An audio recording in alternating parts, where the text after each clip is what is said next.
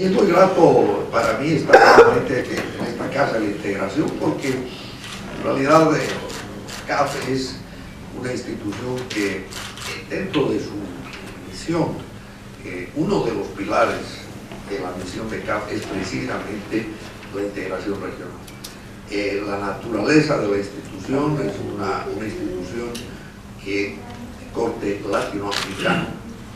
Y lo que quizá me permitiría resaltar en primera instancia es que la transformación que se hizo de la institución, de una institución pequeña a una institución de la dimensión que tiene hoy día, cuidamos un elemento: tener una característica que nos diferencie de los otros multilaterales que hay a nivel global, que son los bancos más tradicionales, llámese el Banco Asiático de Desarrollo, el Banco Mundial, el Banco Interamericano, mi alma mater a propósito, el Banco Africano. Y esa diferenciación era preguntarnos si era posible construir una institución relevante manteniendo la membresía de los países exclusivamente emergentes. Y hicimos el trabajo, y por eso me permito destacar el hecho que somos el único banco multilateral de carácter regional. Hay subregionales más pequeños, pero regional, que en esencia es propiedad de países emergentes, ya que salvo una participación que es el 3% del capital de España y Portugal, el 97% está en países de América Latina. Entonces esta es una característica sumamente importante, porque la agenda de la institución responde a la agenda de la región, y es una responsabilidad muy seria, porque el éxito o el fracaso de la institución depende exclusivamente de nosotros. Entonces este ha sido el contexto, y hoy en día en realidad los 600, 700 millones de dólares que aprobábamos hace 20 años, hoy día estamos aprobando un promedio de 12.000 millones de dólares en todos los países, y con una característica que la gobernabilidad de la institución nos permite, que tenemos un respeto absoluto a las diferencias que puedan existir en la región en términos de enfoques. Unos tienen mayor énfasis en el sector público, otros en el privado, prioridades, respetando esas situaciones y, sin embargo, pidiendo que haya un rigor adecuado en las operaciones de los programas y proyectos que se financian. Entonces esa es un poco la característica. Ahora, en este tema de la región, hay cosas positivas, muy positivas, y hay señales de preocupación. Y creo que la responsabilidad de instituciones como la que yo presido es no solamente estar en la complacencia de decir qué bien lo estamos haciendo y que todos pensamos que hemos saltado el bache, sino más bien dar algunas señales sobre los temas que son delicados y que son importantes para el cambio que requiere nuestra región. Al final del día, lo que se busca en el desarrollo es lograr que la mayoría de los ciudadanos tengan una calidad de vida digna, que estén integrados a la sociedad en una forma equilibrada, y para eso hay que trabajar en todos los frentes: en el frente económico, en el frente financiero, en el frente ambiental, en el frente político, para lograr dichos efectos. Y nosotros pensamos, y voy a comentar un poco más, es lo que voy a decir ahora, que la integración regional no es un lujo, es una necesidad, y que precisamente el estar en esta casa es muy significativo, porque, como bien lo destacaba tanto Enrique Iglesias como yo, y especialmente Enrique, que fue un actor más directo en esto, aquí está el germen de lo que ha sido los diversos procesos de integración, y que es una gran responsabilidad de los gobiernos y de todos nosotros el poder reconstruir o construir las bases para que esa integración avance en una forma efectiva para el logro de los objetivos de desarrollo e inserción de América Latina en una forma adecuada en las nuevas realidades que existen hoy día en el mundo. Viendo a los temas, ¿cuáles son, en la opinión nuestra, los grandes desafíos? El desafío es cómo América Latina puede tener un patrón de desarrollo que signifique un crecimiento económico que no puede ser, no sé, los que estuvieron presentes el día de ayer en el coloquio que tuvimos con ellos, coincidíamos de que no podemos estar satisfechos con una región que crezca a un promedio del 3%, no podemos estar satisfechos. Se requiere por lo menos crecer en forma sostenida al doble de eso, pero además no es cualquier crecimiento, es un crecimiento que implica otro tipo de calidad. Lo que ha sucedido en estos últimos años, que ha sido exitoso para la región, es que una combinación de buenas políticas macro con un factor que no es menor, es el dinamismo de las economías asiáticas, particularmente la China y otras, ha significado que para América Latina y muy particularmente para Sudamérica hemos tenido un choque positivo de una magnitud increíble en términos de intercambio, que es el precio de los llamados commodities. Esto ha sido un factor muy importante y no menor en el éxito económico que hemos tenido en los últimos años. Y el otro, más reciente, es que como resultado de la crisis que se planteó en los países del centro, en Estados Unidos y varios de los países europeos, las políticas monetarias adoptadas en dichos países han significado que las tasas de interés han sido extremadamente bajas, lo cual ha significado al mismo tiempo un flujo de recursos de capital hacia América Latina en condiciones muy favorables.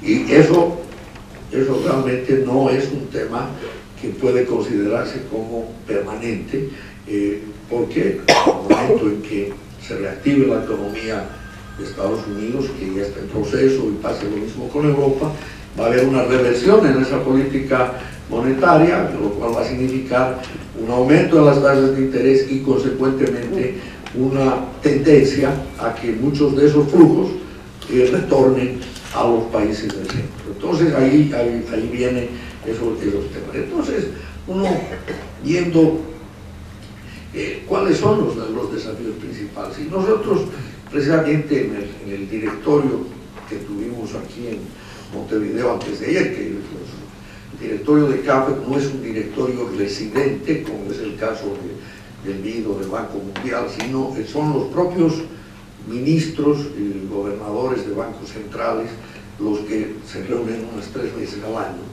Y en esa la sesión precisamente introduje para la discusión de los ministros de la necesidad que tenemos como región y como institución que se aplica a todos nosotros, el mirar el mundo no de ayer, sino el mundo que nos viene mañana, y en ese contexto ver cuáles son las estrategias que como región debemos mantener en todos los planos y definitivamente las implicaciones que esta nueva realidad deba tener en instituciones como la que yo percibo.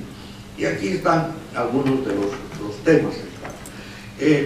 Y quizá lo primero es que, y voy a repetir un poquito lo que en algunas de las respuestas del coloquio de ayer señalé. Cuando vemos América Latina hay una tendencia en compararnos entre nosotros. Y si lo ponemos de esa manera, evidentemente, con sus altos y bajos, temporalmente los países tienen crisis, uno, otro, salen de las crisis. Nosotros, yo los años que tengo de experiencia, tanto en CAF como en mi vida anterior, en el BID, en el gobierno de Bolivia, yo le digo que a las crisis vienen y pasan, y los países han tenido la virtud de ajustar y arreglar los temas. Pero lo bueno es preguntarse y decir, bueno, a ver, ¿cómo estamos en el mundo? ¿Cómo nos comparamos en este mundo? Y claro, aquí la noticia no es tan buena, porque si uno mira el peso de América Latina en el mundo, y comparándonos especialmente con las zonas más dinámicas, que sería el caso de Asia, les doy algunos datos. Por ejemplo, nuestra participación en el PIB, en el Producto Interno Bruto Mundial, ha estado estancada prácticamente en los últimos 25 años, 6-7%. Contrariamente a lo que sucede con las economías asiáticas. Otro dato que no es menor es, por ejemplo, el ingreso per cápita de la región en promedio, comparado, vamos a tomar con la economía de los Estados Unidos, en precios de poder de compra, que reflejan mucho más claramente todos los factores importantes. Hace 20 años, 25 representaba el 35%, hoy es como el 23-24%.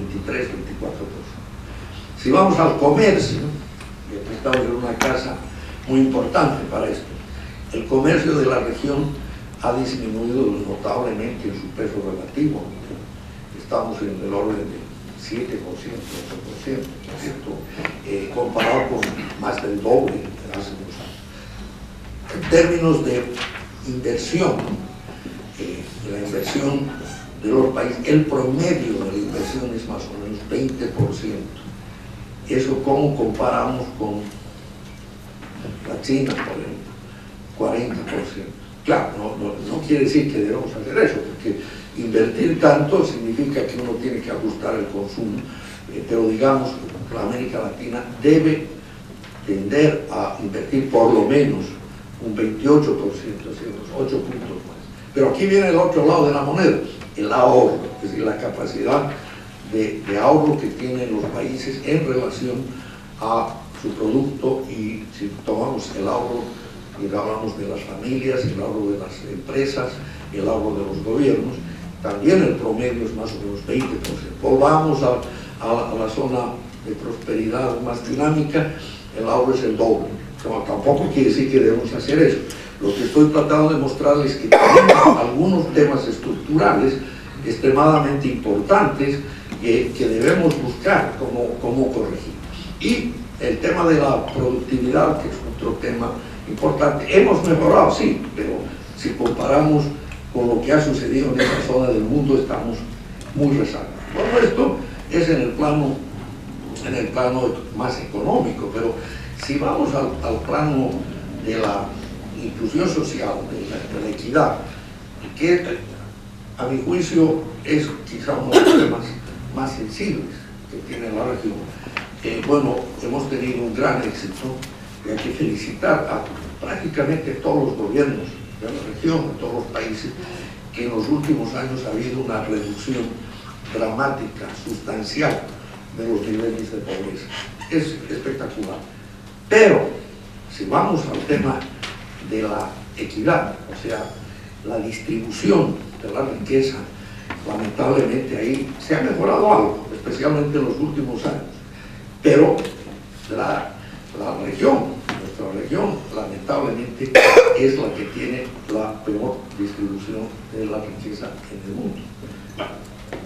Entonces, esto nos lleva a la pregunta que nosotros nos hacíamos al haber preparado hace 3 años un trabajo de prospectiva que dice América Latina 2040. Y la pregunta es, bueno, ¿qué debemos hacer? Y una de las conclusiones que sale es que si queremos llegar a una convergencia con los países, entre comillas, industrializados en ingreso per cápita, tendríamos que, como dije anteriormente, estar en un promedio de crecimiento económico de una calidad algo diferente del 5 al 6%.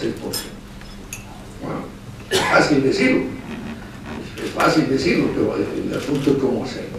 Y eso además es un requisito para dar sostenibilidad al éxito que se ha tenido en la reducción de la pobreza y para lograr una distribución mucho más satisfactoria. Entonces, ahí se plantean temas que yo siempre digo.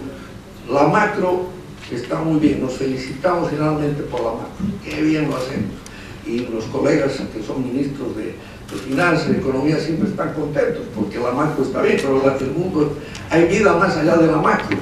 Es decir, en la micro estamos mal, en la equidad social estamos mal, y en el tema ambiental hemos cometido errores que deben corregirse, pero no estamos tomando suficiente conciencia de las implicaciones que esto tiene. Entonces, aquí, ya bajando de nivel, los temas que consideramos más importantes para una agenda de largo plazo. La primera es que debe haber una agenda de largo plazo, una agenda consensuada, porque la responsabilidad de esas agendas no es exclusivamente de los gobiernos, es una responsabilidad de todos, es responsabilidad del sector privado, es responsabilidad de los sindicatos, es responsabilidad de la sociedad civil, que tengan un común denominador en objetivos de largo plazo. Y aquí 3 o 4 temas que son críticos, y luego voy a incidir sobre cómo la institución que presido trata de ayudar en forma más directa y más pragmática. El primero es, uno es educación. Educación, educación, educación. Educación en 2 matices. Lo que es el acceso a una educación adecuada a la gente en la fase inicial, o sea, desde la primaria, el sector rural, el tema de género, porque la inequidad que muestran las cifras comienza ahí. El niño que no tiene acceso a una educación en sus primeros 6-7 años, ya de partida está limitado. Segundo, educación para el siglo XXI y no para el siglo XIX. Con todo cariño y aprecio que tengo a mi profesión, economista, y a muchos de ustedes, abogados, necesitamos menos de eso, necesitamos más gente que esté en la tecnología, en la innovación. Cuando uno entra en China, uno va y ve lo que están estudiando, ve lo que se hace, y comparamos con lo que nos hace, es impresionante. Educación, educación. El otro, que es un rezago extremadamente importante, es el de la infraestructura. La región invierte en promedio 3% del PIB. Los asiáticos, para hacer un ejemplo, 10%. No ellos, hay que duplicar. Eso significa carreteras, puertos, energía, el mantenimiento de obras. Todo esto que requiere un esfuerzo descomunal. Es el segundo. El tercero es institución. Y la institucionalidad en términos generales. A veces cuando hablamos de institucionalidad nos referimos a los gobiernos. No somos los gobiernos, es todo el aparato de Estado, pero también es el sector privado, los gremios, y también es los sindicatos. Bueno, esa construcción. Entonces todo esto y el modelo, un tema que es crítico, que es preocupante, es que lo que a fines de los 50 don Raúl Previs en CEPAL planteó la preocupación de la dependencia de las materias primas. Hubo en un momento mucha crítica a don Raúl, pero don Raúl fue un hombre sabio en términos del diagnóstico de uno de los problemas que tiene la región. ¿Qué ha pasado en los últimos años? En los últimos años, debido a esta situación tan de bonanza en los mercados de commodities, en fin, lo que ha sucedido es que hay una reprimarización, es decir, la proporción de la dependencia de las exportaciones de América Latina, particularmente de Sudamérica. Si quitamos México, inclusive la situación es mucho más delicada en términos de la alta concentración en las materias primas, que eso trae consigo una alta volatilidad por un lado, y por otro lado un modelo que no necesariamente es el que va a crear el valor agregado necesario para incorporar a una masa importante de ciudadanos en el aparato productivo, que mejore los salarios, lleve a lo que ha crecido mucho en la región, que son la percepción de un grupo grande de ciudadanos que se sienten en la clase media.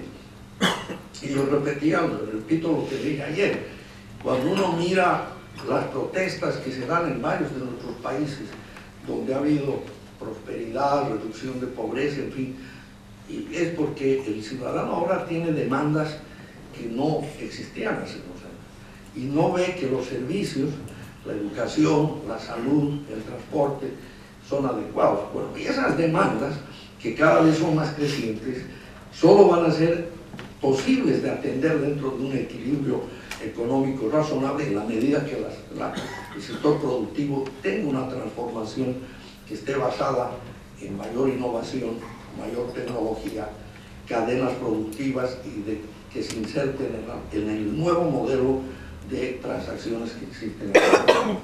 Entonces, en todo esto viene la pregunta: ¿y dónde está la integración? Y vuelvo al tema central. Si América Latina no retoma la bandera de la integración, pero de una forma mucho más profunda, los problemas son mayores.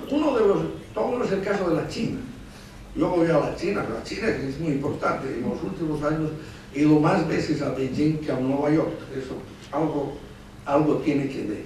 Pero veamos, hablando con los chinos, ¿dónde invierte China? ¿Qué compra? Materias primas, recursos naturales. Bueno, y eso desde el punto de vista económico no es bueno porque hay asimetrías, pero tampoco desde el punto de vista geopolítico, eventualmente. Entonces, discutiendo en seminarios con los chinos, dije, bueno, ¿por qué no pensar en que mucho de lo que han tenido éxito en materia de innovación, de tecnología, viene esa inversión también en los sectores? Bueno, pues aquí viene un problema, el problema es el mercado. Pero aquí viene la integración. En la medida que tengamos un proceso de integración en el área que especialmente Aladdin maneja también, y que el comercio, en fin, podemos tener inversión, ser competitivos y poder penetrar en el mundo, no solamente con las tradicionales exportaciones de las materias primas, que en este momento nos da mucho reto. Entonces, ahí es donde nosotros creemos que hay que trabajar, viendo la práctica. Nosotros, al margen de los altibajos que tiene el proceso de integración, hay que ser francos y realistas, no es el mejor momento de la integración. Hay muchos esquemas, muchísimos, pero la verdad que no están funcionando. Cada día tenemos más esquemas, pero por ejemplo yo citaba, aparece, por ejemplo, la Alianza del Pacífico, muy interesante. ¿Cuánto es el comercio en la Alianza del Pacífico? Entre los países, 4%. Si no llegamos a niveles de intercambio, de inversión, de producción, de comercio mayores, es imposible hablar de integración. Bueno, entonces, nosotros como CAF, ¿qué hemos hecho? Hemos sido prácticos. Nosotros no podemos interferir en los temas que son más de la jurisdicción de los ministerios de comercio, o ustedes mismos hablan. Pero hemos tomado como bandera el tema de la integración física. Entonces, ahí sí se han hecho avances muy importantes, especialmente en el ámbito suramericano. Lo que originalmente fue el IRSA, el programa de integración, y que continúa, eso, si uno mira el mapa de América del Sur, va a ver que ha habido progresos muy importantes. Solo nosotros somos la principal fuente de financiamiento de infraestructura en América Latina, por encima de los otros multilaterales, y en el caso de integración, absolutamente. Nosotros solamente, como CAF, en los últimos 15 años, hemos financiado cerca de 65 proyectos de integración física regional, que representan una inversión de unos 35.000 o 40.000 millones de dólares. ¿Qué está ahí? Están carreteras, están puentes, está la parte de energía. Es interesante ver los mapas. Quizá voy a citar un par de ejemplos. Voy a tomar mi país, que está en el Bolivia, que está en el centro de Sudamérica. Si uno mira el mapa de Bolivia de hace 15 años, no tenía comunicaciones prácticamente.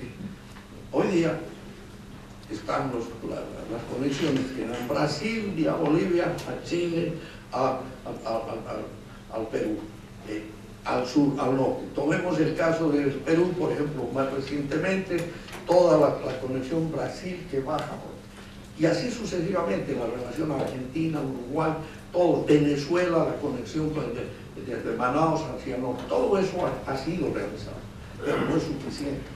El otro tema que ha marchado también, que es muy importante en la integración, es el desarrollo fronterizo. Hay un gran esfuerzo de programas y proyectos en la frontera en la que participan muy seriamente los gobernadores de varios de los estados. Eso en el lado sudamericano. En el caso de Panamá para arriba, yo creo que en este momento se están replanteando fortalecer varios del programa que hay, digamos, que se llamaba Puebla-Panamá. Todo ese conjunto de iniciativas que es ahora el programa Mesoamérica también está avanzando, no al ritmo que ha avanzado el tema suramericano, pero precisamente nosotros somos vistos por los países, en el caso de México, Guatemala y varios de los países que son parte del esquema, Costa Rica, como un instrumento. Entonces hay este tipo de grandes desafíos que indudablemente hay que manejar. Yo diría que el futuro de la integración es clave y nosotros vemos con mucha satisfacción el poder colaborar con ustedes, ¿no? Porque realmente aquí está la casa de la integración en los orígenes y yo creo que eso hay que fortalecerlo y hay que hacer que la ideología de la integración, no como necesidad, sea expandida para que los gobernantes y los actores de los sectores productivos, sectores reales, tengan conciencia de que América Latina puede ser un jugador mucho más importante si vamos juntos. Si vamos separados, ni Brasil, con la dimensión que tiene, puede jugar solo en las realidades del futuro. Hay un mapa que me gustaría, si tuviera un PowerPoint, les muestro cómo se ve el impacto de los próximos 15 años en el mundo. El 60% del crecimiento del producto está visualizado en Asia. América Latina el 7%, Norteamérica el 10%. Entonces aquí hay mucho para reflexionar. Y una palabra final respecto a CAF. Nosotros, como decía la presidenta y Chacho, la mayor parte de los países miembros de ALADI son en la CAF. Y quiero decirles que estamos en un proceso de incorporar todos. Por ejemplo, estamos en conversaciones con Cuba para ver de qué manera podemos colaborar en esa materia y creo que una de las fortalezas de CAF es la independencia que tiene, tanto financiera como el respeto a la calidad de financiación. Así que yo quiero nuevamente agradecerles por la atención y les prometo que volveré dentro de un año y medio.